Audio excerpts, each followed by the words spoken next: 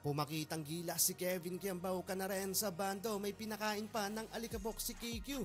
Yun nga lang, anyari baka sa mukha ni KQ ang pagkakadismaya. May bawi naman sila kay grabe yung pinakitang pressure sa kalaban pagdating sa depensa.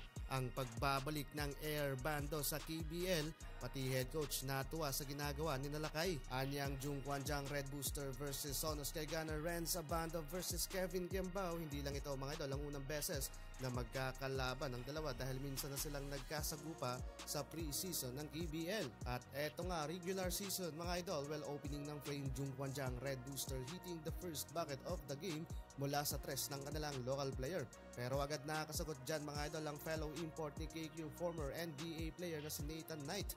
What a strong finish at nakasabit pa ng end one opportunity basket. Lamang ng 2 points dyan ng visiting team. Samantalang dalawang field goal agad mga idol ang nasayang dyan ni Kabayan KQ. Under 4 minutes mark na pa-timeout agad mga idol ang Sonos kay Gunner sa 11-0 run ng Jung Kwanjang Red Booster. Solid mga idol ng ball movement kaya agad nakuha ang malaking kalamangan dito sa laban. Last 3 minutes ng first quarter, finally KQ making his first bucket of the game dito sa laban. Pinakitaan ni KQ ng agility ang kalaban. Yun nga lang, natambakan ng double-digit advantage ang visiting team. Nasayang pa etong ISO play ni KQ, nakalusot na sana. Nagmintes nga lang doon mga idol. 10 points lead para sa Red Booster, 11-21 sa pagtatapos ng first quarter. 2 points, 2 rebounds and 3 assists para kay KQ. Maagang frustration to mga idol para kay Kevin Kiambao, agad nakapagtala ng turnovers sa pagsisimula ng second quarter. Masyadong madulas mga idol ang bola. Hindi lang si KQ ang frustrated sa nangyayari at tawag ng referee, pati kakampi ni KQ struggle din sa kanilang play-by-play. Kanya-kanyang turnovers mga idol ang kanilang nakumit dito sa laban. Under 7 minutes ng second quarter, finally pinasok na din ng home team si Renza Bando.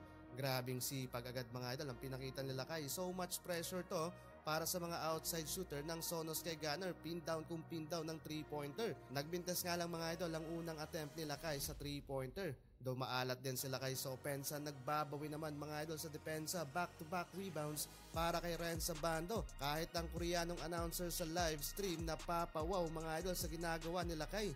Tambak mga idol ang Sonos kay Gunner sa first half. Walk out pa ang head coach pabalik ng dugout. 23 points lead ng JKG Club, 17-40 end of first half. Second half tayo mga idol, 7 minutes remaining ng third quarter. Biglang na-hype mga idol ang Sonos kay Gunner sa 200 slam dunk ni KQ. Lumambitin pa sa ring mga idol.